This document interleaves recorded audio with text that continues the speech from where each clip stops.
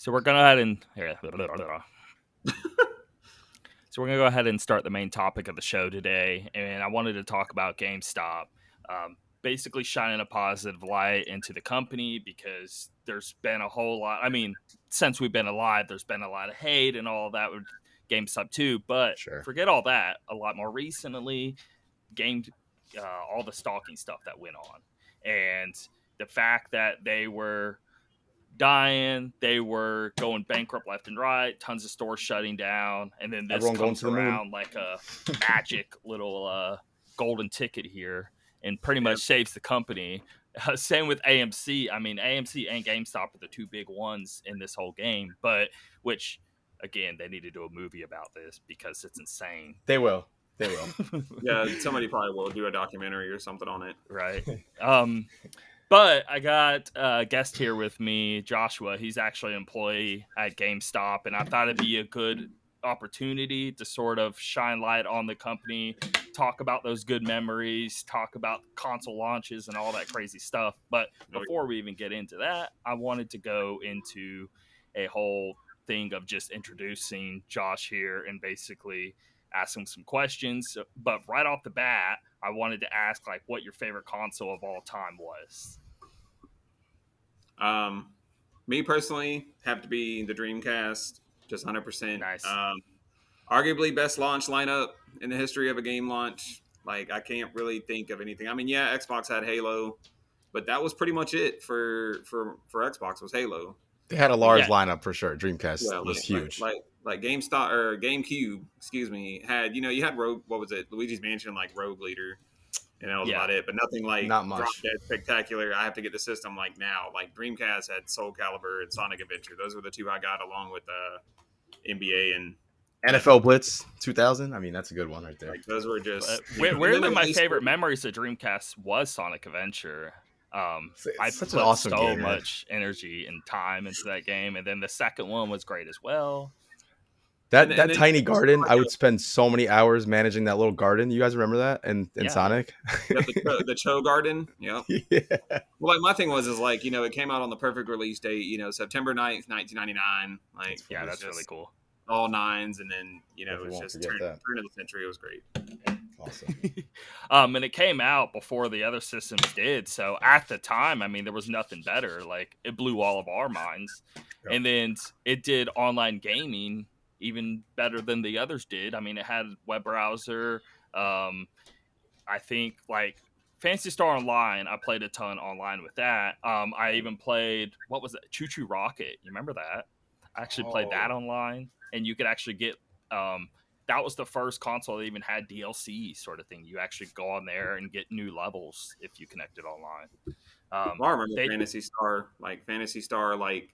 even now, like Phantasy Star's out on, Xbox, and it's like, that's crazy to think that, 20 years ago that all Phantasy years Star, later. Yeah, it's still going, and it's like it went from a dial-up connection to, now we have fiber, so. Right. 20 years. Are we ever going to get fiber in New York? You guys ever going to share that or what? Because we don't have that up here. I would love to have that. God, man, I wish I had that. I have Fios. It's pretty good. I mean, it's really good, actually, but fiber, I hear, is like really incredible. So. Yeah. I mean, obviously just the way it works is just a transmit of light, so it's pretty much bound to work unless somebody just cuts a line or something. Right. So it's super reliable. Like, we have storms all the time here on the Gulf Coast, and you got fiber, you're pretty much good because all that runs underground, and you don't have to worry about, like, that's awesome. You're pretty much always going to have internet no matter what's going to happen around you. Yeah, I have fiber optic, and sometimes if it storms really bad, it'll knock out the internet for about a day. I mean, thankfully, they're really quick about getting it back up and everything like that, but... Yeah, I think it just has to do with, like, the power itself and the boxes on the outside of the house and all that. But, what I mean is if, let's say you have cable internet and a line goes down like 3 blocks down the road, until they fix that and fix a million other things that all chain with it, you're pretty much screwed. Yep. To where fiber, it's only like very minimal work to fix the internet outage there. But anyway, going on a tangent there, but let's go ahead and, so one more question here. Your top 5 series of all time. Now, let's say there's only one game in the series and you want to call it a series, go ahead. But if you're just picking just off the top of your head, 5 game series that are near and dear to you? Obviously, number one would be the posters behind me, Destiny. Okay. Especially Destiny 1. Nice. Like, I was going Vault through of a rough time. Glass. Man. Yep. I was going through a rough time when D1 came out. I was going through, my separation and my divorce. So it was I was really the only game I could afford to play for a long time. Wasn't really able to afford, to buy other games at the time. So I spent a lot of time on that. A lot of friends helped me through that. Probably Destiny's such a big community game. Especially I mean, now that it's free to play, there's no Yeah. reason for somebody not to try it. And when it's free to play, they give even if you played it, if you played it back in the day though, like when the first one came out, I know, especially if you said you're not buying other games, I know how many hours you spent getting spin metal on the Cosmodrome, picking up these materials with your buddies till 3:00 in the morning because it was so kind of like empty at first, but it had so many great little parts sprinkled within, but then it was like really empty. So the loot cave was the loot cave, never forget. But I would have to go Jet Set Radio Future and Jet Grind Radio for the Dreamcast and Xbox. Nice. Like my Xbox. Jet Set Radio Future is like in a top 20 for me of all time. I love Future. That's one game I'm hoping. One of the best soundtracks. Yeah, I'm hoping Sega will bring that back one day. They need to. Obviously Halo. That's got to be nice. Halo's we're both with you on that one. No, we're big. Did you play the Infinite little test? Not yet. I'm just gonna wait until they just release the game. Did you register for this next one going? This one's open to everyone. Now, if it's open for everyone, I'll probably try it. But if I'm not really good at like keeping up with some of the emails sometimes, and they're like, "Oh, it's 2 or 3 days," and I'm like, "Oh, well, I'm working all 3 of those." Actually, I think it is too late. I think you had to go by like the 14th. I can't wait. It's next week, right? Oh man, I'm super pumped. Yeah, and like anyway, I'm just believe us. I'm telling you, it's really good though. Like it controls amazing. It feels so much better than Halo has in a long time. Obviously, Mass Effect that's up there 1, 2, and 3. Nice. I don't. Andromeda had like a couple good things in it, but obviously from like a character and setting, it just wasn't there. Gameplay was there, but that was about it. I liked Andromeda, but it wasn't as good. But I still think I actually appreciate that you didn't do what everyone does. Like it's one of the worst games ever. I'm like, come on, guys, it's not as good. The combat was solid. It was just there's no memorable characters like Garrus or Tali or anything. Yep. And then probably honestly, there's probably 2 for number 5. It's kind of split. Is God of War and Killzone. Okay. Tim, I'm surprised you're going to allow that. If no. If you have to pick, you got to cut one. What are you cutting? Which one? If I had to cut one, which one wins? There's no cheating here. Tim never lets me, so I gotta I'm trying stay consistent. I said 5, not 6. I'd probably have to cut out Killzone and give it God of War. I think it's Killzone 2 though on the PS3 got so much flack. I played that a lot online. I loved it. It was one of the most fun online shooters. The cinematic trailer they first showed off was just like, oh, there's no way the game's going to look like that, obviously. But the actual game when it came out still looked like, for when you compared 360 games, it was like 95% there, not 90. I mean, it was pretty close. But night and day when you compare that to a shooter on the 360 at the time, like that was way beyond 360. Dude, how about Shadowfall? Those graphics were incredible. I couldn't believe what I was even looking at. And it was a launch title too, and it's like, it's but what's crazy about Shadowfall is that game, Horizon, and Death Stranding are the only 3 that use the Decima engine. Ah, interesting. What? That's a good point. Yep, Guerrilla made Killzone, and then they turned around and made Horizon, and then they gave Kojima access to the Decima engine. Yep. He improved it for Death Stranding. That's awesome. Did you play Death Stranding at all, Joshua? Oh yeah, I got the big collector's edition in the closet. Oh, we were doing our top 5. Got the BB few episodes ago, and Death Stranding was in my 5. It's good game, man. I love that game. Great game. And did you see that Norman Reedus might have accidentally said that they're making a second one? Yep, I saw that recently. And I was like, please, like, I have the BB in the corner that lights up. So that's awesome. Oh, nice. I don't know what you would do with the sequel, but I'm sure he'll do it. I mean, he's done it plenty of times before. I'm sure. No problem. I'm sure he could pull it off. There was many times where Metal Gear, we were like, okay, we don't really need to keep going. And then he, of course, did. So he himself kept saying, no, I don't want to do it anymore. Right. How many times did he say that? Yeah. So sweet. But yeah, those are amazing picks. I mean, I'm there with you. Like, they wouldn't be my 5, but it's so hard to always pick a 5, tough. and every time if I were to do it next week, I'd probably have a different 5. Yep. You know, Yeah, like it's hard, but anyway, it's just a good parameter of what you're really into and all of that stuff. Now let's go ahead and jump into this GameStop stuff, and just right off the bat, let's just go like, do you have any big like game launch, new game coming out, you're staying in the line, midnight launch? Can you think of like your favorite memory of that? Call of Duty Modern Warfare 2. Oh man, what a good one. That line at the Callaway GameStop in 2009 was just wrapped around all the way to like the Starbucks drive-through. And I'm like, and that was with 2 lines formed. And I was surprised at the time because I was like, and I got there early. I was like, I can't believe this line's already long. And they did it so well. Like they did that's when they started doing the pre-rings to where all you had to do was hand them your receipt and you could leave, versus before they had to ring it out and everything. Yeah. But I mean, they had a Hummer outside. They had Island 106 there. Like, you know, it was a whole. That's awesome. Cool. Well, because the GameStop in Callaway, once that opened up, like, you know, and they were able to have midnight launches because they weren't having to rely on the mall security to keep the doors open. You know, it's like it was a whole, and plus Starbucks would stay open. I mean, that's cool though. You know, Starbucks were they in the mall? They're inside a mall.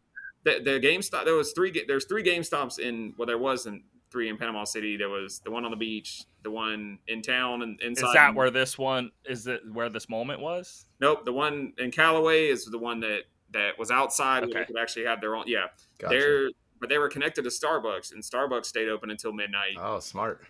Yeah, and it's like, I know y'all had to make that bank. Oh my God! Yes. How many grande lattes they sell that night? Yeah.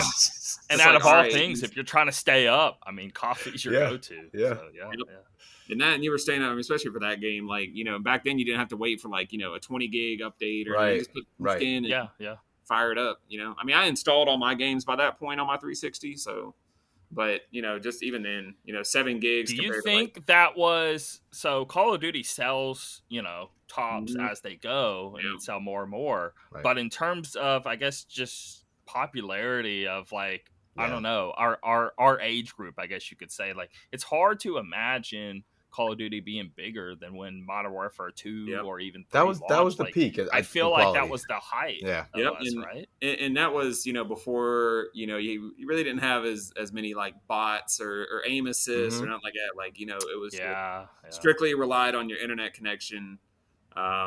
You could tell when people were using the Xbox Wi-Fi adapter versus the hardwire connection, because, you know, they were just flicking all over the screen. Disappearing, reappearing. Just like, you know, the one thing I remember is when people would have the care package glitch, you know, or the little thing you would call the care package in, and once you had it in your hand, you could run real fast. I remember that was a whole big thing. You see people sprinting around the level and stuff. Man, that was an awesome. It's hard to remember if this was a Call of Duty thing, but I remember specifically in Halo, you could do like this glitch where you would disconnect, reconnect real quick, and it would cause like, I'm trying to remember what happened. It caused where you could easily like get a huge leg up because I think you could get kills and it would count, but then they couldn't do anything about it. Lag spiking, something like that. Yeah. Well, I mean, I'm probably got more teammate deaths in Modern Warfare 2 because I would accidentally call a care package and drop it on someone, and I was just like, oops, like, you know. And it was just and it was a trashy care package too. Like, it was one that was like, oh well, that ain't gonna make a difference, but your death was, you know. When that game came out, I was in college with, you know, a friend of the show, Dave, who was here with us last time, and I remember him and another friend of ours was going out to GameStop that night. We were like in a really small town, so you had to drive like a good 30 minutes to the nearest GameStop. I was like, all right, guys, I'm kind of tired. You know, I'll stay back. I was gonna go to bed, and I was like, I'm seeing stuff online, people talking. I'm like, I'm gonna stay away for these guys. And sure enough, like 2 hours later, I hear Call of Duty Modern Warfare. We got it. Oh, you see all the doors opening in the door. Everyone's like, oh, I want to play. It was awesome, man. It was great. So, and I got the steelbook like at the time. It was one of my first steelbooks. Was that one? So, but one more thing with that game. The first one, not the second one, I actually went to tournaments on that all the time. Oh, nice. And I remember that's when LAN parties were real big at the time. And I remember winning, I don't know, it was really weird, but I liked it. It was like $150 mouse pad. Nice. But it was some like weird metal slick thing. Yep. And I wish I had it. I mean, I think I can find it in like storage. I hope so. because that thing is crazy cool. Pull But that thing for the next show, and be like, look at my $150 mouse pad I won now. That it was so weird, but it was cool because we actually had NVIDIA there, like sponsoring in the land, and they had setups up a part of it, and you could basically rent out their machines or bring your own kind of deal. That's awesome. And I'm telling you, like those LAN parties in general and the memories of those, but Call of Duty, and that was like only like a month or two after the game came out, so everyone's still like fresh. But man, like, ooh, I think that was like the height of my Call of Duty memories. And then ever since, like, I mean, I think they're still good and all. It's just hard to get that excitement like it used to be. They're good games. I just don't get excited about them anymore. It's like there's so many games coming out every year now. We're way past the days of like, hey, everyone's getting these same 4 or 5 games every year. Now we're all playing different things, So I don't know. Everything now. So let's go here.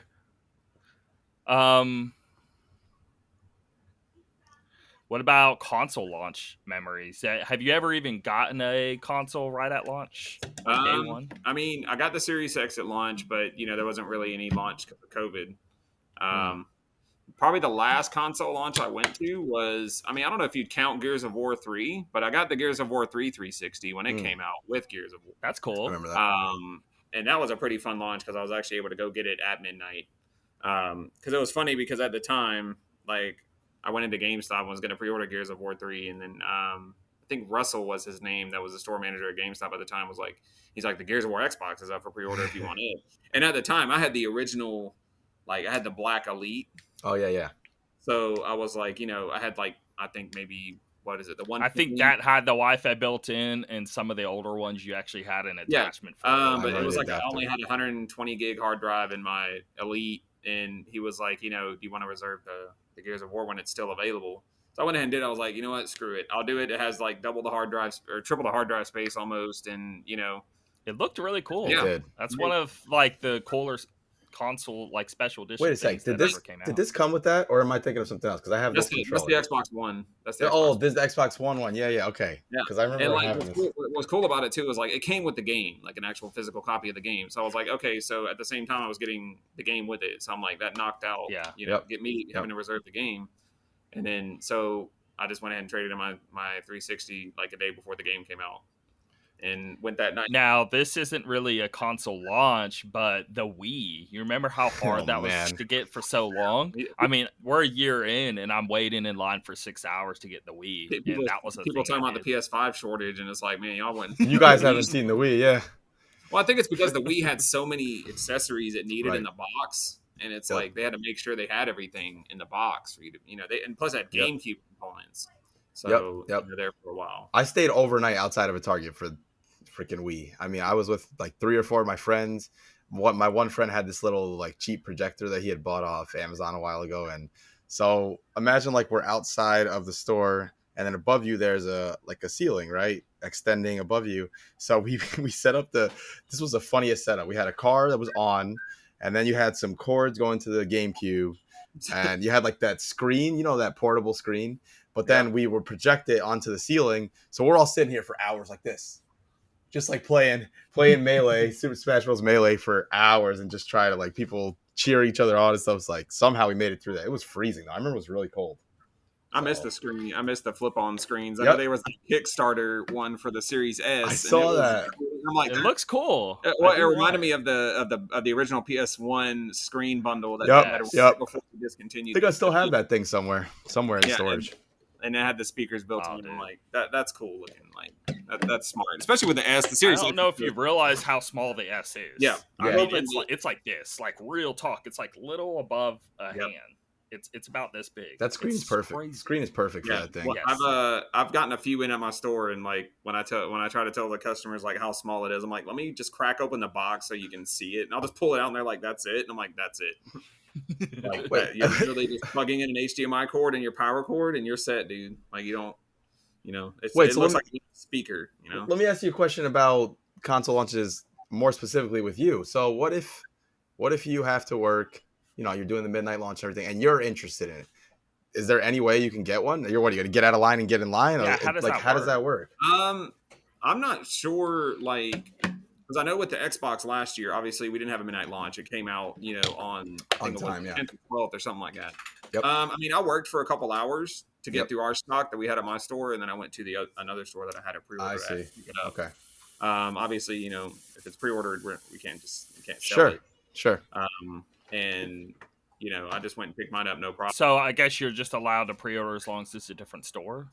It's not if it's a different store. It's you have to you can't pre-order your own stuff. Yeah, of course. And you have to. And most of the time, though, if something's going to go up for pre-order, they'll let us know ahead of time. Mm-hmm. Makes sense. The company, like what was it? What Microsoft? Not Microsoft, but what company? Yeah, like Gorilla was like, pre-orders for Horizon Forbidden West go live next week. I see. They'll send out they'll post on Facebook. That's what I like about all the video game companies now. They'll post up on Facebook ahead of time, like, hey, this will be available to pre-order in stores on this date. Right. And people will come in and. Now, what about okay, you don't have a PS5 and you're a GameStop employee and something pops up for you to buy from GameStop. Do you have the ability to do that like anybody else? Or I don't. Can you not buy I'm not sure GameStop? because I've never had I just know ours they are online for now. They're not doing those in store just because. I feel like they're such limited stock and they don't want to send one store one and then the store in the same city find out oh, they got one, we didn't. That's not. Plus that one. Now I got a pretty crazy story. So when the Xboxes came out, so I was trying to get both. I did get both, but I actually got GameStop. They were doing, hey, you go in lines. I think it was the night of launch or maybe the night before launch. I don't think maybe midnight they can sell. I'm trying to remember. I don't know. It was the first day they could sell, and they did actually get some to the store. I missed the online opportunity, but I had a chance to go to the store and get it. So I go up to the line. I mean, there is a line of, it's right when they open at 8 a.m. And I was like, okay, I'll go at 3 or 4 a.m. and then try because I didn't have the ability to hang out till 10 p.m. previous 10 p.m. the previous day or whatever. Right. Nah, man. But so pitch a tent. You want it, I was like, maybe maybe I'll get lucky. But I go at 4 a.m. The line is crazy long. Yep. And I was like, okay, there's no way.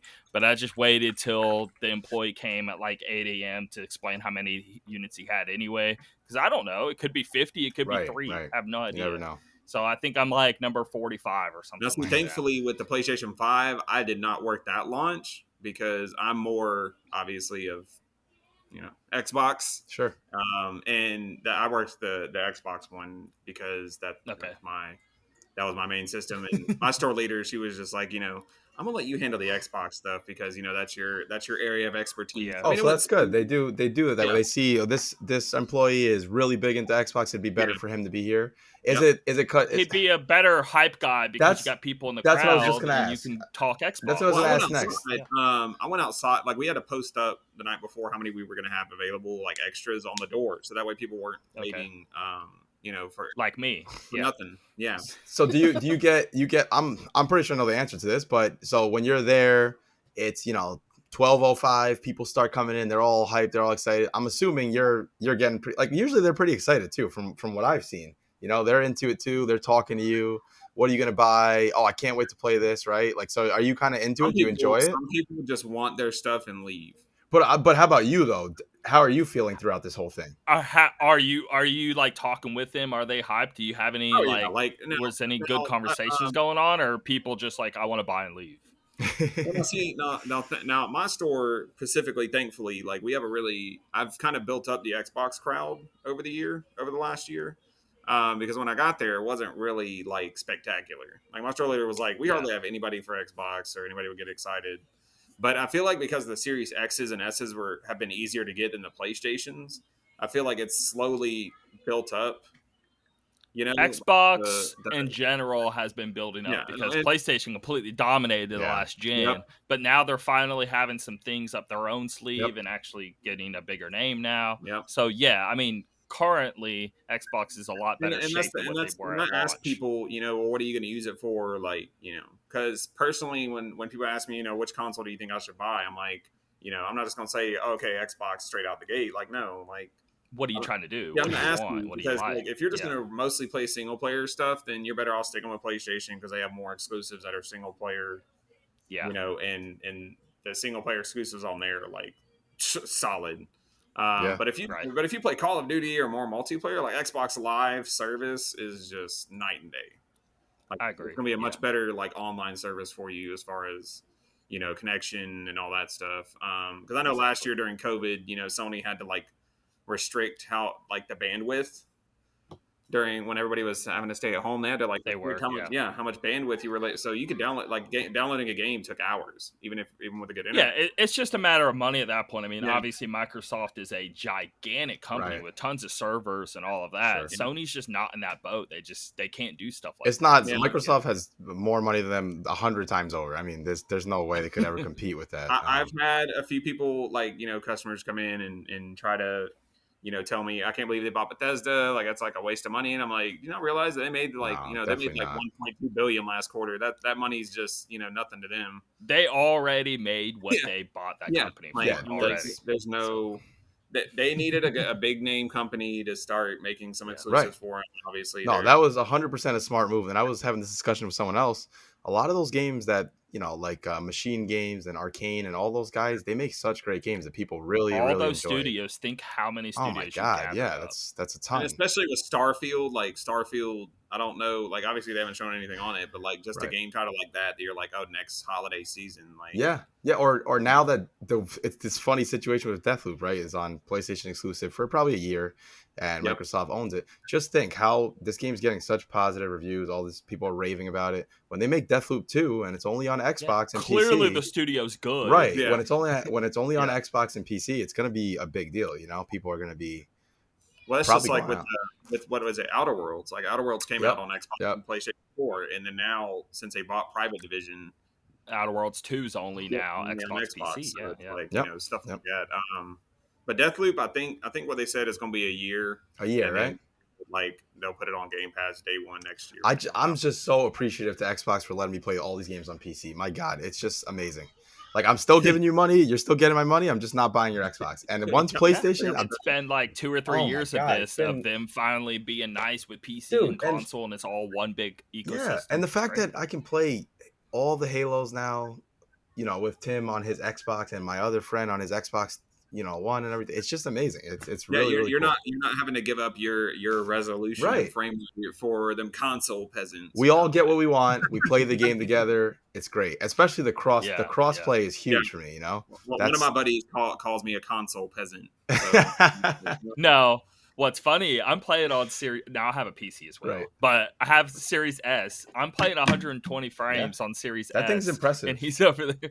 It's wild. Anyway. But I also wanted to go... So, GameStop in general, have you ever went into a store? I mean, it's been since, like, teenage years because now there's so much info out there. But I'm sure there's got to be some memory of you going into a GameStop and you just like looking around and browsing and all of that and wondering what to get. And you end up having a conversation with an employee and he ends up talking about something you've never heard of. Next thing you know, you buy it and you take it home. A week later, you love it and you go and like even tell them like, man, that was amazing. But have you ever had where an employee actually steered you in a right direction of a game you ended up really liking? Probably two different ones. Probably Wet that came out on PS3 and 360.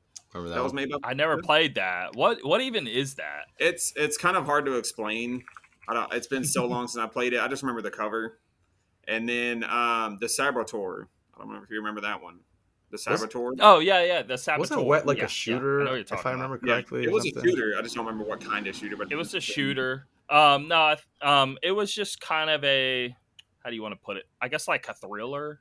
Gotcha. Yeah, but Saboteur, the color palette on Saboteur and the story and everything, it was like, I remember it was one of the last games made by a certain company before it went under, and it did phenomenal. Like, so who was that? That's actually a good point because now I just want to see here, but. Well, at the time, thankfully, I had 360 and PS3, so I had to get. I got Wet on PS3, and then I had the Saboteur on 360. at the time, and now it's like, I was kind of hesitant on getting wet on PS3 because Bethesda and PS3 just didn't really get along that well. So Right. it played overall for Some what I ports remember. on PS3 were absolutely horrible, by the way, like Skyrim on So was a good PS3. Yes. Fallout. Like that's why when Skyrim had the whole thing where the longer you played it, the worse the save file got, right?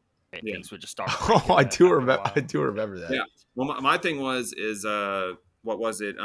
Like Fall. That's when people were like, I can't believe Microsoft bought Bethesda, and then I was like, but if you look at it, Bethesda's always been like pro Xbox. If you look at Oblivion, all the DLCs that came out for Oblivion, Yep. they only had like one on the PS3. They didn't get the what is it, the something, I don't remember what tower it was on the mountains.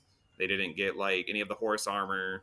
They didn't get any of that extra stuff. They got Knights of the Nine and the Shivering Isles, and that's all they got.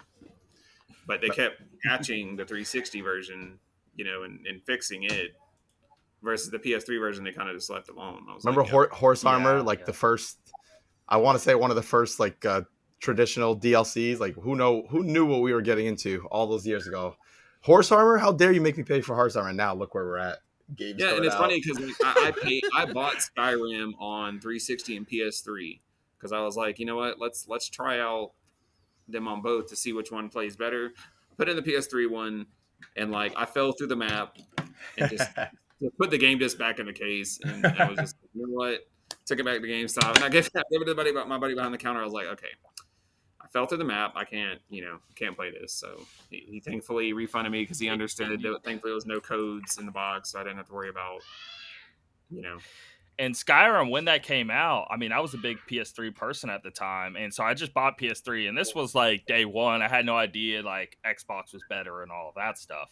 But what I just remember getting it and being like, man, why is there so many issues with this game? Like Oblivion and Morrowind felt like so much better made experiences, and I just having glitches left and right, and it felt horrible. Even just like, I don't know, the gameplay itself was just super jank, and I guess maybe the FPS was horrible, but I just wasn't really knowledgeable enough to know that FPS was even the issue there. But something felt completely off with it, and I couldn't nail it, and I was just like, screwed. Like, and then I just hated Skyrim for like a year or two, thinking that's just how the game was, but I had no idea it was just all of that PS3 jank.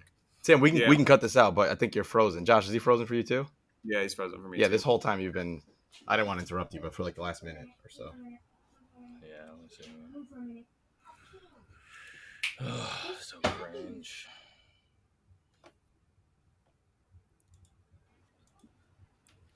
So I wanted to go into all the digital versus physical sort of talk here. Yep. And just right off the cuff, I mean, what do you even prefer nowadays? Like, do you like still going and buying a disc? Do you want a digital on your current systems? Where are you at? Obviously for me, physical, just because, I mean, when you grow up with it, that's the thing now is like, I've grown up with having a physical copy of a game. If a game kind of has a collector's edition, most of the time it comes with the game. Right. Like the Horizon Forbidden West is one of the first ones where they, what is it, $260 for the big one, but it only comes with a physical copy, or it comes with a physical steelbook, but a digital code in the box. There's no disc in it. I was like, that's first time they've done that. But personally, for me, physical, obviously, because I mean, employee discount. That makes sense. And then steelbooks. I love steelbooks. Same like here. Far Cry is coming out. I like my steelbook. I got Rudy is way into steelbooks. Oh yeah, I love steel. But no, even on top of steelbooks, the figures, right? So if Horizon has an edition like you just met, I didn't know that actually. What you just said, that there's a digital version. I might have to go for that. We'll see. There, the $200 statue edition and the $260 statue edition. It comes with a steel case in the box, but there's a digital code for the game. Okay. Which is weird. I'm like, y'all gonna do a disc steelbook case, but no that is a little funny. But like, no, I mean, I like my steelbook. Like Far Cry is coming out. I'm gonna get the ultimate steelbook edition of that. I got Valhalla steelbook. Sure. If they would have made a steelbook for Mass Effect, would have got it. Yep. There's some games that are digital, like Destiny's digital. They don't do physical anymore. That one's obviously I'm gonna do digital. Now, do you have a collection of like current gen or last gen that you still carry around with you? I mean, I have like a couple Xbox games, Xbox One games, and a couple PS4 games. Just because a lot of my games I lost, in Hurricane Michael. So, Sure. Okay. a lot of my physical stuff, physical systems, like I have all the Destiny Ghost figures. Mm. The boxes got ruined in the hurricane, but the ghosts were, because the boxes were in a closet. So, do you trade in most of your games though? Like, do you trade them back in usually? I mean, now I'm to the point where I won't buy like a game unless I know I'm going to play it. Right. Right. I'll check out a game and try it out. Sure. So it's too important for you to just turn around and get rid of it. Like I'll check out a game from work so that way I can try out the game and tell a customer like, hey, it wasn't for me, but maybe you'd like it, or just to give like a quick down. Like Ratchet and Clank. It's like being a chef. Whenever you cook a lot, you definitely need to try the food because you need to know, like what you're making here, what you like, what you don't like, what you need to try, all that. Like, in some games, you really need to. Yeah. Like Grand Theft Auto, obviously, when it comes out, you don't have to you know what you're getting. Yeah. Call of Duty, Far Cry is pretty much, you know what you're getting. Okay. Madden, NFL, all that stuff. But personally, like, there's a couple things I don't mind digital. Obviously, like Destiny is a good example, because if it's a game I'm going to play over and over again, and I know I'm not going to sell it, then I'll buy digital. It's nice to quickly jump into it. I get that. And then especially sorry, go ahead. Like some people, and then the whole trading in aspect. I know a lot of people that still like to be able to trade in later if they don't play the game anymore. It just sits there. Yep. Go ahead and trade it up for something else. Yeah, it's a good option to have if you ended up just like not really loving, or people, even if they love the game, they just want to play. They move on, and that's that. They don't care about keeping. How about you these days, Tim? Where do you fall on this? So no, it had me thinking. I've been thinking about this the last few days and brought all this up. Right. I'm really into the retro games. Like I have a bunch of NES games, Super Nintendo games, PS1, PS2, all that. And on GameStop, they had, and I haven't checked recently, but I'm pretty sure they still have where you can buy the older physical games off of their website. They just don't have them in the stores. Mm-hmm. And I've always wanted that. That would be so cool if I could walk into a GameStop and they would have Super Nintendo games on the shelf or something. I feel that would be the thing that could save, like, physical media also being a part of these GameStops, because digital, whether we like it or don't, it's such a big battle of trying to keep people interested in the physical media, because they're like, man, I just can download my system and play right at midnight, and I don't have to go to the store, blah, blah. Just convenience alone, a lot of people are going towards that route. But I like physical, but I get in these lazy modes to where, like, oh, well, if I play a game a lot, I'm going to get it digital because I don't want to be swapping in and out. As simple as that is, we just want the convenience. And so I was sitting there thinking of, like, GameStop really needs to, like, if they can get older stuff to where there weren't digital of PS2, there weren't digital of PS1, they weren't digital of all these. And if you could actually have those in stores, but the problem is like, obviously that's a big hurdle because not many people even have these systems. So I'm trying to think of how you could really tackle that. But maybe you could have one of those like systems where it's like a 3-in-1 that other companies make that you can put the physical games in. Maybe they could sell those, and then that way people could be like, hey, we know you don't have this original NES. It's 30, 35 years old, but if you bought this Retron 3 or 5 or whatever it is, maybe that could get people buying these classic games. I personally wish we had a retro section. At my store. I mean, just a couple games and maybe a system, like a Dreamcast or, an Xbox, something like that. Just a small cabinet, just with a couple things in there, and that people can, show like, hey, that's what. And maybe they could test it out. Maybe they could have a small section, like and if they start finding success with that, then they can make it bigger and bigger and bigger, and they can go along with the demand, and that way they don't like, you don't want to just buy a bunch of stuff and it just sit there, no one ever mess with it. But you can always start small and build it up. Maybe that's a way they could tackle that. I think there's some people who fall. Be quiet. There's some people who fall in the middle category. For myself, like, I forever was physical all the way, right? And then maybe like 2 years ago or so, I just started looking. Like I had 100 360 games and 50 Wii games. It's just like it was getting to be so much. And then the number one thing that was keeping me doing physical was the Best Buy. You guys remember the Gamers Club Unlocked where you get the 20% off day one? I was like, oh my God, yeah, I'm still going physical. But then when that ended, I was like, let me just try it. And I don't know what the first game I bought it digital. And I was like, wow, this is available right now at midnight. And I'm playing it. And I could preload it. And then ever since then, man, I've just been like 100% completely digital. So now this generation and then towards the end of last, it has went nothing but sort of digital for me. But if a game is important enough, even the convenience aside, so like Smash Bros. Ultimate, I need that on my shelf. It's too important for me. So stuff like that, I will buy the physical version, but it's very, very rare, and it's only if it's insanely important. But I still have all of my, Wii, GameCube, PS2, all the way back to the original NES, and I just don't. It would actually be smart for people to buy physical right now because there's not many that even sell, and there's not many copies made. Sometimes people buy one of each.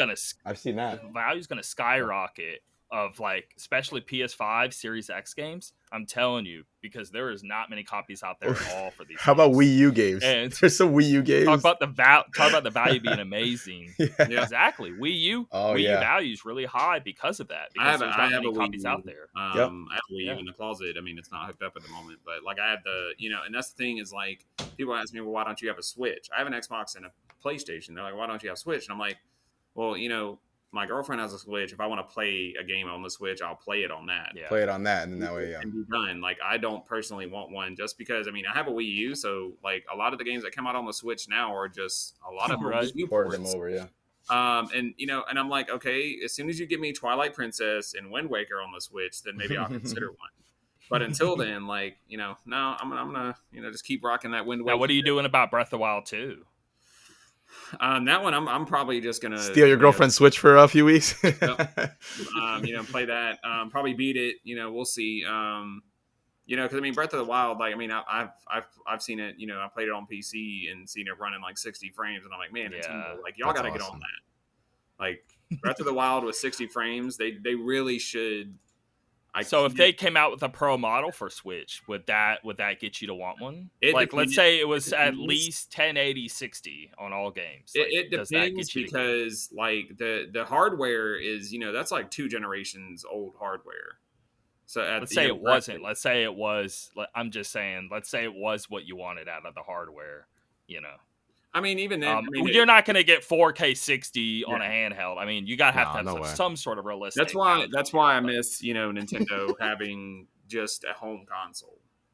I wish that they would make a pro model which is for at home only, and then just have let's say they made a pro dock. Maybe that fixes it for you. Like a pro dock, But even then, the aspect of you taking it everywhere is what's going to hinder it. Yeah.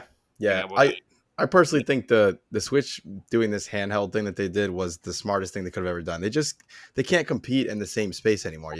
Like they had GameCube, which was by all accounts. I don't think they want to. No, they don't. They don't want to, and I don't think they should. But the GameCube, if I remember correctly, was more powerful than at least was it the PS. It was more powerful than the PS2, but less than the Xbox. Right. So you had that. It had third-party support, and look, it sold like 20 million units. So that's not always the solution. I mean, people say like make a powerful system. Well, they've tried it and just didn't work for them. So they had a lot of third-party support on GameCube too. Like now that I'm thinking about it. Same with Wii U. When Wii U came out, third party did jump on board, and it was better than 360 and PS3. It just wasn't as good as PS4, but they came out a little after the fact, so it was kind of that middle ground there. But what ended up destroying it for them was the other Nintendo stuff. Like basically. They in the beginning got a bunch of third party, and then third party died 6 months later. They didn't keep it going because if I'm developing for a PS4 and an Xbox One, I don't have to think about all these Wii U things. I can just make the same game for both systems. And you always have to keep in mind the developers when you make a system. You want it as appealing as possible for them to make a game for you. You want as easy as process as possible. So I think that's why Switch is so obsessed too, because hey, people making games, they know what they're making. They're not trying to put Destiny 2 on Switch. they're trying to put Ori on Switch. You know what I mean? Right. Yep. There's a difference there. Yep. So yeah, I've you actually mentioned Ori to people when they're like, oh, what Switch games do you recommend? I'm like, I don't really play Switch that much, but like even Ori on Xbox, like you're gonna love it even on Switch. Like, that's one of those games. Like here, I'm just gonna give you the case. Not even give you the option. You're buying this game because like it's phenomenal.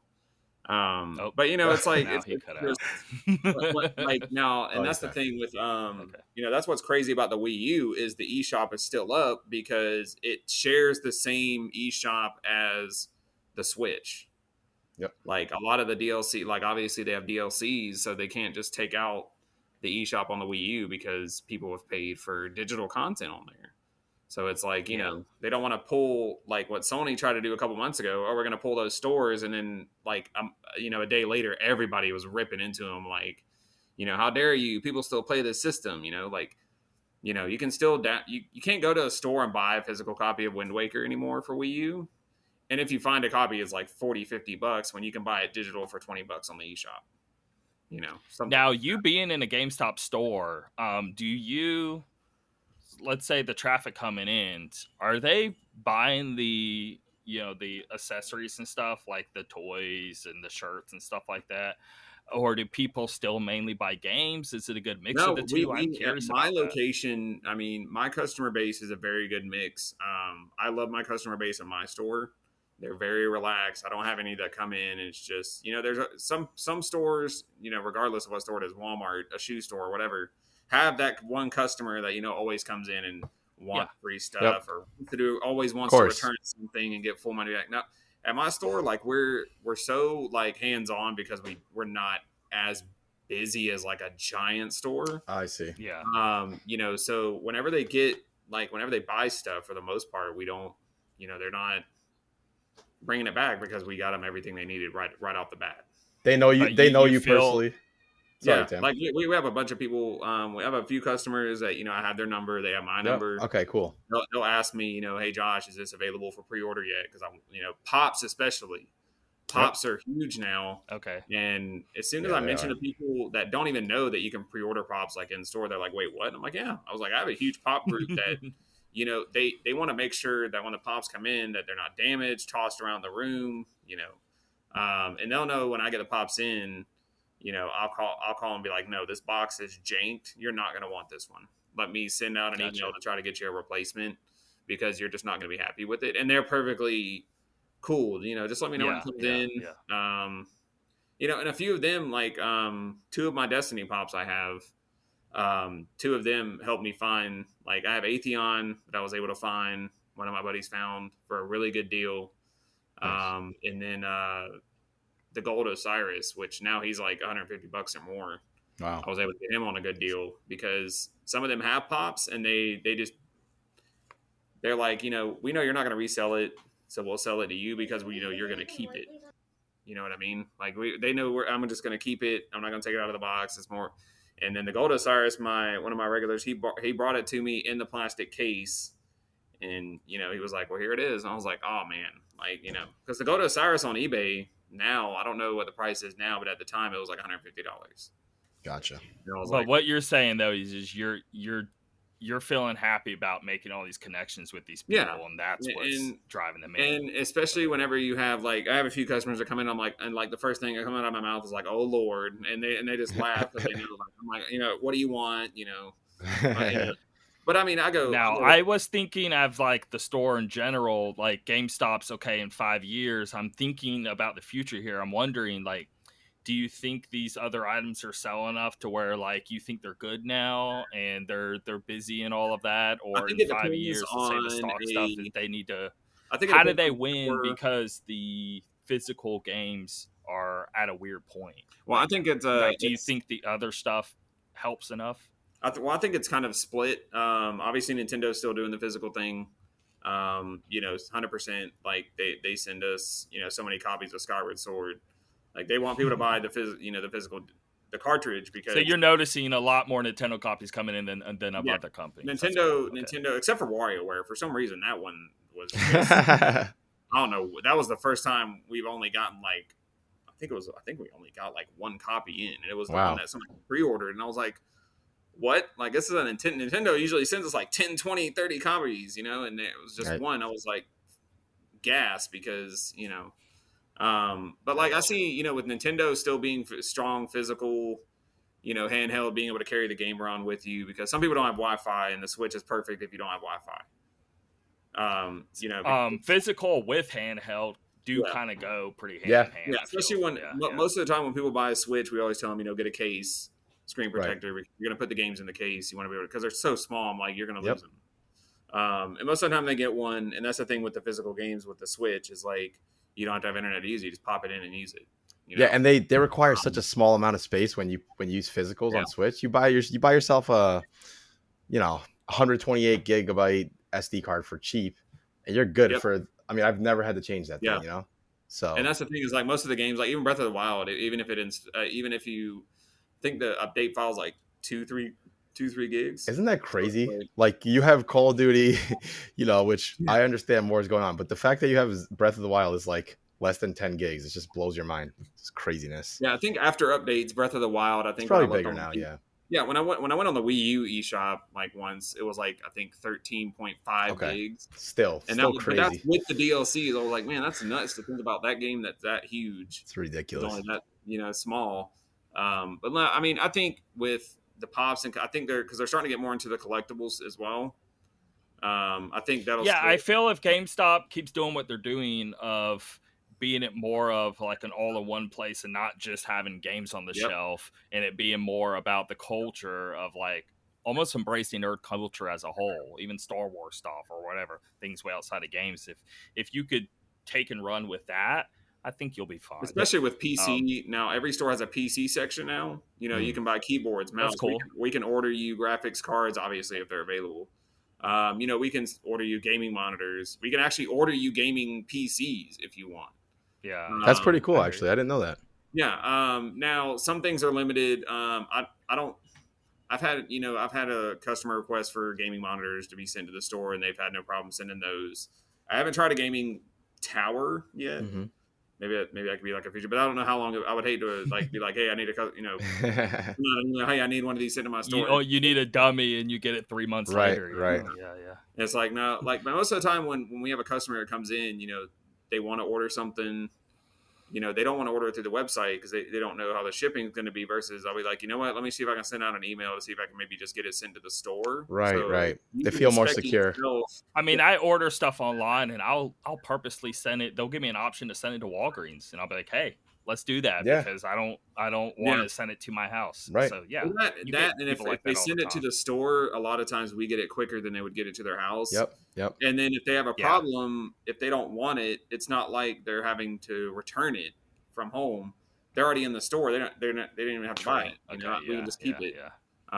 But now if somebody special orders something and someone comes in, we won't. We'll wait until they get there to, be like, hey, your item's here. Come get it. Same thing with pops. Like, the pops we're very strict with those, because we want to make sure that the people that pre-order the pops get what they, pre-ordered. Because sometimes, a lot of times, you may accidentally put it out on the shelf and it's like, oops, that was a pre-order, and then it sells and it's kind of whoops. Yeah, it's like whoops. But thankfully, we don't have that problem. But I think if they keep up with PC section, getting better with collectibles. I mean, you can get Xbox games. You can pre-order Xbox games and Switch games digitally now in store. You can just go put $5 down on a DLC code, and you can come in actually a couple days before it comes out. There'll be a preload date in our system to when we can print you out the code on the receipt. And I did do that. So when I went and got that, stood in line forever. Dude ends up showing up at like 8 that morning. He's like, hey, I got 6 X's and 2 S's, and everyone wanted an X, so the whole line leaves, and there was one guy before me that wanted an S. I ended up getting the second S. Nice. So I stood in line for 4 or 5 hours, and then in the beginning I was like, well, I was coming to get an S anyway, so it totally worked out for me. But when I went in there and got it, I was like, okay, well, I got to get some game, and I ended up going with Call of Duty. What was it, Cold War? Yep, and I was able to get like the digital code and go ahead and activate it, and then so that way, whenever the very moment it went live, right, I still didn't have to go to the store. I didn't want it's a digital console, right? So I was wondering, okay, well, how can I buy a game for that? But they could just sell you the code, and then I was able to activate it on the store and then just pre-download it and get it released. So it worked out. Well, a lot of people that have like, here's the thing too, is like, if you have a membership with GameStop and you buy a digital code for a game or even Xbox currency or a PlayStation currency or something, if it's a digital code, the next day it'll show up in your digital locker online. So if you lose the receipt or you can't tell what the characters are, it'll show up. But that's the thing, is like, a lot of people, I'll tell people, just put $5, to reserve your code, and then just pay off your code over time, just like you would a physical game. And you can just come in a couple days before and get the code, put it in your system, and it's just like you just bought it digitally, but you're getting the points in the store. Like, a lot of people like getting their points, and that's the thing that, and not many, like, okay, you go on a normal website, you can't normally just, I want to throw $10 now, I want to throw $20 later. You've been able to slowly pay something off. Some people just don't have the want to do that still, to straight up buy, like, and that's the thing with me personally. I got $10 in my wallet burning a hole right now. Let me put it towards something. I got it. That way with like collector's editions. Like, if you want, like, the Witch Queen is a good example. Destiny, the Witch Queen, you guys know, was just announced a couple weeks ago. They had the physical, like, edition on Bungie that has the digital code included. It was like $250. Hey, no way I'm going to drop $250 like that on something. Now, if I was able to order that in a store and pay it off over time, I would feel more comfortable. Yeah, it's definitely different. And I was like, I love you, Bungie, but I can't just drop $250 on y'all. I'll just wait and try to, and just buy it on the Xbox store later and stuff like that. But a lot of people, some people are very limited with their money, with their funds. Sure. I have one guy that comes in and he only puts about 10 or 15 on his game a month. Like Call of Duty, he's paid off on it a couple months now, and he'll have it paid off. It just depends on people's life, what's going on in life, and stuff like that, and not everyone can just come in and drop $60 on a game. So, and having the ability to trade in a game, and sometimes get extra credit if it's a new, towards a new game. It's a lot of people will prefer that than being, and plus physical games. So you think they're doing a really good sort of middleman job here of basically being able to help people in all these different situations that normally, like, okay, you can't really deal with all of this with a Walmart or a Best Buy or a Target or whatever when it comes to video games, and you're sort of given this channel to sort of help all these different individual things out and allow people more freedom to get the games. And that's the thing too, is like, supplies they want. It's like, you can go to Walmart and get a game, that's great, but they're not going to tell you, how the game is, or, you don't have the option to buy it pre-owned, and if it's not good, be able to return it. If you buy it at Walmart and you don't like it, you're just stuck with it, like. One thing I would love GameStop to do before we go, I always thought it'd be so cool if they can finally try to embrace, like, people going into a location and doing a tournament or something like that, or setting up some monitors, controllers, and let people do. I know it's COVID right now, but let's say next year, they've tried it before, but they never really had much success. But I think they could do it good enough where they would have success. I do believe in the idea. You know what I mean? Like, I think you could totally set up a station where people come in and play, and you could have it going all day long to where all it is like one person walked in, and then if another challenger at any point in time wants to then challenge that guy, you can make the money deal right there on the spot. You could just be like, like $20, store gets like $5 of the total or something like that, right? And you could just do money games throughout the day with different customers, and it would bring a lot of people in. And I mean, you always want people to come in the door regardless of what's going on. And I think that could help a ton. Like get and if they get their district leader, and with it, maybe the district leader can work out something to where, hey, if you win the tournament, you get a gift card, or exactly. Get work with them, like, instead of 20 cash, you get 20 credit, or even bump it up a little bit, 30 credit, and it goes back into the store. You do as much as you want. You're putting the money down initially, right? The other player's putting their money down initially, so it all you don't even have to worry about that side, because you'd be like, I'm gonna bet you $30 how to beat you. You both throw 30 down. The winner gets 60 store credit. now GameStop's getting stuff out. You could work out a system to where everyone benefits and people can like actually have like a challenger sort of moment, because you can't really do like that's not a thing really anywhere to where you could just like challenge a random person at any point in time. And I've always thought that would be such a cool idea. And of all places, GameStop it'd be so easy. It would just be like 2 or 3 units max, and you'd be good. You don't have to do a whole like huge tournament with 16 players and hogging up the store and being a whole big mess. Just do 1v1s or something. Well, that's nice. There's ways to. That's what's nice about my district manager is like he's very good about like if you have a recommendation to improve anything in the stores, not even just your store, he's all for it. And if it works, it works. If it doesn't, well, tell him my idea. Okay, you can say it's yours. I don't care. I just need to see it become a reality. And that's the thing. Like, I personally have not. I've been with the company for just over 2 years now. Right. I've I'm already an assistant store leader, and it's one of those things. Like, I enjoy my job. To me, it's not even a job. It's more of like a hangout because video games have been my life for most of my life. Hey, it's why we're doing this podcast. We're trying to actually do stuff with these video games instead of just playing them and that's it. Like you want to work in the stores, you can talk about it with other people. Right, so you can help people like play this stuff and like just the community of it, whether it's your job or whatever you're doing. Like each store, just trying to turn it into something more. Yeah, and each store is different. That's the thing. Like every store you go into is going to be different. It depends on who's running the store, their attitude. How excited are they to be there? Some people, may be there. We don't really have any stores around here that are like that, but I know some stores may have employees that are just there to make a quick buck, get a discount, of course, leave. Yeah. But then there's some like myself that go in there. I watch videos on YouTube. I keep up with the news pretty well on social media when it comes to games. Like, I'll tell people a game is going to go up for pre-order, and they're like, "Oh, I didn't know that," and it'd be one of their favorite games. I'm like, "Yeah, well, announced on Facebook this morning that it was going to go live or something." They get all excited, and I get excited with them. That's great. That's great. Yeah, I read it and watch it all day, every day, but you'll be really surprised to the average person just walking the streets. They don't know like a fraction of what's in our head, and you being that person for these people can help a lot. Well, that's why whenever I see people in like these Facebook groups that we're part of and stuff, and they say stuff like, "Oh my God, how dumb would you have to be to mistake the Series X for this other Xbox?" I'm like, guys, you have to think outside the bubble. People like this is not a big part of these people's lives, like us.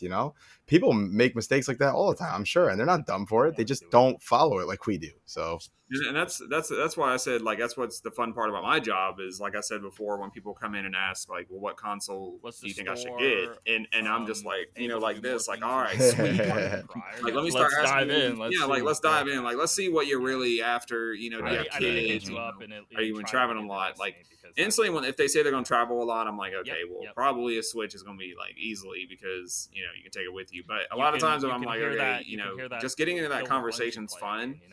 And then when you get them set up, they're excited because you're just like, it's more personalized, I think, than just going into Walmart. Okay, I want that and leave. It's more of you're probably gonna like that, or if you're honest to a customer, like I'll tell a game, nope, hot trash, don't even bother with it.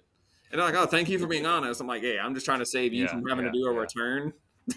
Like, I want you to get something I know you're gonna enjoy and come back, because if I sell you something you like, you're gonna come back to me later and want more recommendations." Like, now what if a customer buys a game and let's say like, okay, it's online only and the servers are down when they go home and buy, and it's basically something beyond the control, or the game's broken on release, something that you wouldn't know, they wouldn't know, whatever.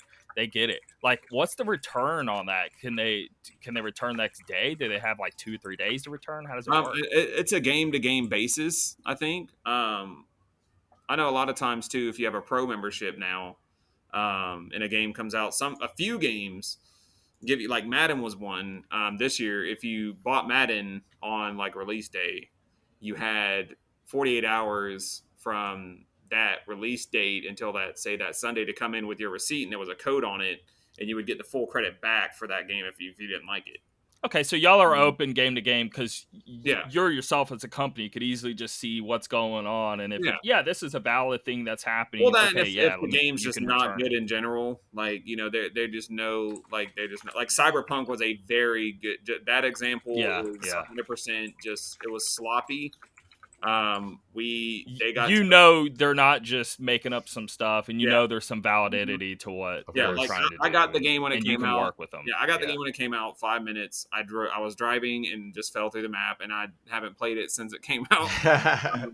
What was that on? What did you buy it on? I mean, it was Series X. Like I have the Series X version, but it's just one of those things. I think it's an isolated incident. But I was like, you know what? I'm just gonna wait for the next gen update. No, there was a lot. Even on my computer, I was having some issues. Yeah. It wasn't enough that I didn't still enjoy the game, but I'd be lying. Anyone who says I played through the whole game and I had no issues, I'm like, you're lying. There is definitely you're lying. I played through it and I had probably realistically 100 issues. Right, but a lot of them were small things. I just liked it so much. I really enjoyed it. Yeah, a lot of them were small things. A lot of them were bigger things. Like every time I played, I have this thing where, let's say Tim calls me, hey, Rudy, what's going on? I'm like, and then my character starts speaking back. And then Josh calls me, and then they're both talking. That happened to me frequently. I was like, what the hell's going on here? I don't know what these people are saying. So, yeah, that was a pain. But I did like the game. But it's isolated. That's the thing. Like, if somebody is, if it's just a game-by-game basis, obviously we know but we're really good at telling people, though, you need an Xbox Live to play this, or you need internet to play this. Anytime somebody brings up Call of Duty to the counter, I'll tell them, you have internet? Because if not, you're not really going to play this game because of all the patches and updates. Right. And most of the time, they're really, happy that I told them instead of them getting home and having to turn around and come back. But that's why you have to keep yourself. So we gotta bounce here real soon. Do you got any just closing comments? Anybody of anything GameStop related? That I mean, I enjoy my job. Obviously, I've been with the company 2 years. I haven't had any bad experiences really to really hinder like my job. Good. I'm taken care of pretty well by my district leader, my store leader, like communications there. If I when my kids, whenever they got COVID, and I told them. Did you personally notice any difference whenever all of the stock market stuff happened? Did anything was the store able to do more things than it wasn't able to prior? Did you notice any difference with that? Not really. I just had a lot of people come in and ask, hey, did you have some stock? And I'm like, I didn't have any. They think me working there automatically was giving stock. And I was like, no, I mean. So on normal, just every day in the store, it's the same sort of deal. But I had quite a few people come in and buy something just because they made money off of the stock. I see. All right, cool. Okay. Well, thanks for coming on and sharing all that with us, man. It was interesting. Oh yeah, man. Anytime. Yep. And then we can have you on about specific gaming topic, but I figured, hey, you're a GameStop employee. We can talk about GameStop for a minute. I've always wanted to. So I thought it was a good opportunity to do so. All ears, anytime. Destiny's always a good thing because I'm trying to get into that and I really want to play that. And yeah, man. Yeah. I got it. I need to hit you up and try to get into Destiny. It's cross-play now. Yeah. It's cross-play. It's free to play. I'm down to jump in with you guys. That'd be fun. Don't want to hear no excuses, sir. Yeah. you can hear that Phil the Bungie play again. Yep. It's been since Halo 3, Well, and Witch Queen comes out in February, and it feels like it's going to be the next Taken King, where it was like an actual good expansion to the game. So we'll see. Nice. Good. All right, man. Well, I'll see you guys. All right, guys. I'll see you later. Nice talking with you.